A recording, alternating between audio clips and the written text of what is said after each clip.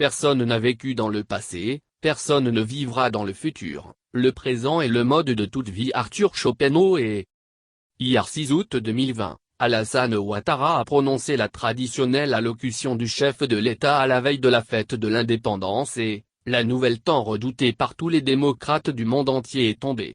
Il est candidat à un troisième mandat. Les raisons évoquées pour justifier ce recul démocratique nous semblent quelque peu faibles et nous nous en expliquons à l'aide de commentaires affectés à chacune d'elles. Moi, la Constitution me permet de faire un autre mandat. Mon commentaire. En démocratie, il n'y a pas de troisième mandat. Ceci est un acquis planétaire. Aucune contorsion intellectuelle ni aucune prestidigitation juridique ne peut permettre de justifier cela parce que cela contrevient à l'esprit de la loi qui est à la limitation du mandat présidentiel à deux. Alassane Ouattara, par cette décision de se représenter pour un troisième mandat, se donne l'image d'un homme fort. Le timbre de sa voix et sa mimique pendant l'allocution allaient dans ce sens. Il s'impose aux Ivoiriens par sa seule volonté de rester au pouvoir et quitte les voies de la démocratie pour rejoindre la liste très longue des présidents africains qu'on ne cite en exemple que dans le non-respect de la démocratie. Moins les récents événements tragiques, le décès du Premier ministre Amadou Gon Coulibaly laisse un vide au niveau de l'équipe que j'avais mise en place pour poursuivre et consolider le programme de développement économique et social pour lequel vous m'avez fait confiance. Mon commentaire. Gon Coulibaly, le chef d'équipe, est décédé alors qu'il était le candidat désigné. Donc, quand le chef d'équipe n'est plus là, il n'y a plus d'équipe, l'équipe disparaît littéralement au point qu'elle est incapable de susciter en son sein un de ses membres pour prendre la place du chef tombé au combat. Alassane Ouattara est en train de nous dire, dans l'implicite de son message, qu'Amadou Gon Coulibaly était le seul capable, dans son entourage, de protéger ses intérêts et ceux de son clan. En dehors de Gon Coulibaly, point de salut.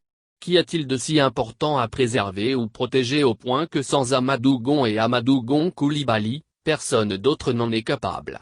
Quels sont les intérêts en jeu pour Alassane Ouattara et ses amis? Que craint-il pour lui et ses amis? Houphouët-Boigny est mort en 1993. Henri Konan Bédié lui a succédé et, depuis lors, la Côte d'Ivoire a toujours eu des ministres du plan, de l'économie et des finances pour poursuivre, avec l'aide de ses partenaires, son programme de développement économique et social qui ne s'est pas arrêté le 7 décembre 1993. Nous pensons plutôt que le meilleur moyen de se protéger soi-même contre tout coup de l'histoire ne peut être que soi-même. Moins le calendrier très serré, à peine 3 mois avant l'élection présidentielle. Mon commentaire. Alassane Ouattara exprime là sa peur de voir le RHDP qui a perdu ses pieds et est redevenu RDR dans les faits perdre lamentablement l'élection présidentielle d'octobre 2020. Quid alors d'Ahmed Bakayoko et des autres? Leur popularité ne serait-elle que du vent? Leur CV les rend-ils si illégitimes et indignes de la magistrature suprême? N'ont-ils aucune épaisseur politique? Ne sont-ils pas capables de penser un projet de développement ambitieux pour la Côte d'Ivoire? N'ont-ils pas autour d'eux des cadres compétents et des conseillers susceptibles de légitimer leur capacité à gérer un pays et des dossiers d'État? Aux États-Unis où le président Ouattara a eu son doctorat, le projet présidentiel est porté par un visage mais c'est l'équipe qui fait le président avec des conseillers en communication puissants et non l'inverse, sinon Donald Trump, avec sa personnalité iconoclaste par rapport à certains acquis américains dans le monde comme en interne, ne serait jamais devenu président de ce puissant pays. Moins les défis auxquels nous sommes confrontés pour le maintien de la paix, la sécurité nationale et sous-régionale. Mon commentaire. À part le candidat Alassane Ouattara, la Côte d'Ivoire est si dépourvue en hommes capables de relever les défis sécuritaires qui se posent à elle qu'il faut nécessairement qu'il soit encore candidat et président pour une troisième fois consécutive? Sans lui comme président, le ciel nous tombera-t-il sur la tête? Donc le ministre de la Défense ne s'est pas montré à la hauteur de la tâche au point qu'il ne peut être adoubé par son parti pour être son candidat à l'élection présidentielle à venir? Et tous les autres qui entretiennent la ferveur militante au RHDP, du menu fretin? Pourquoi Gon a-t-il été le seul préparé au point que, lui parti, tout s'écroule comme un château de cartes et que le président soit obligé de se dédire devant le monde entier? À qui la faute quand aucun des autres fils d'un chef d'entreprise, à part l'aîné qui malheureusement est mort, ne peut prendre la succession de son empire économique? Moins la nécessité de juguler la crise sanitaire. Mon commentaire. Cela voudrait-il dire que le Premier ministre et le ministre de la Santé ne sont pas capables de gérer la crise sanitaire sans l'autorité d'Alassane Ouattara? Cela voudrait-il dire aussi que, sans le président actuel, il sera difficile de venir à bout du Covid-19? Il s'agit d'une crise sanitaire mondiale dont le président n'est pas responsable. Elle est tombée sur nous sans qu'on s'y attende et jusque-là le monde peine à la juguler. Si Alassane Ouattara n'est plus là, nous pensons, en toute honnêteté, que quelqu'un d'autre dans son entourage ou dans l'opposition peut valablement reprendre le flambeau du combat contre cette pandémie. Nul n'est irremplaçable même si chacun est important. Seuls sont irremplaçables Mahomet, Jésus et le Bouddha pour ne citer que ceux-là parce qu'ils sont au-delà de l'humanité. Pour le moment, on n'a pas encore trouvé d'homme semblable en sainteté à eux. Les compétences en Côte d'Ivoire pour venir à bout des défis qui se présentent à elles existent et elles existeront toujours, à moins qu'on nous dise que notre société est incapable de produire la moindre compétence et que tous ceux qui sont ministres ou à la tête des structures de l'État n'ont pas les compétences requises pour aider la Côte d'Ivoire à poursuivre son développement. Félix Houphouët-Boigny était simplement médecin et non économiste. Mais quel génie politique de premier jamais égalé jusque-là n'a-t-il pas été, si bien que c'est à l'ombre de son image que certains se font une place politique au soleil. Moins le risque que tous les acquis après tant d'efforts et de sacrifices consentis par toute la population soient compromis. Mon commentaire. Sans Alassane Ouattara à la présidence de la République, tout risque de s'écrouler en Côte d'Ivoire? Cela voudrait-il dire que quand Félix Houphouët-Boigny a disparu, la Côte d'Ivoire s'est totalement effondrée? Non, bien au contraire. Il y a eu des gens comme Henri Konan Bédié, lui-même Alassane Ouattara et Laurent Gbagbo, un homme de gauche, pour poursuivre son œuvre en faveur d'une Côte d'Ivoire encore plus rayonnante. A contrario, voudrait-on nous parler des acquis d'un clan et qu'on voudrait protéger? La rhétorique du clan assiégé développée ces jours-ci par certains cadres du RHDP trouve là un défenseur. Nous n'osons pas croire qu'Alassane Ouattara tombera dans ce piège du népotisme. Moins le risque que notre pays recule dans bien des domaines. Mon commentaire. Ah bon, sans le coup d'État de 1999 et la rébellion armée, que serait et où serait la Côte d'Ivoire aujourd'hui?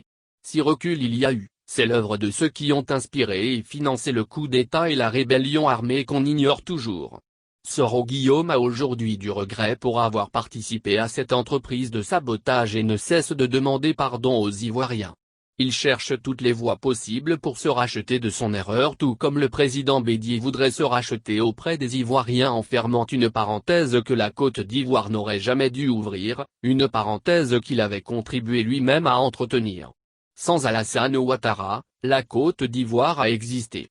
Henri Konan Bédié était ministre de l'économie et des finances de 1968 à 1977 quand la Côte d'Ivoire avait le même PIB que la Corée du Sud.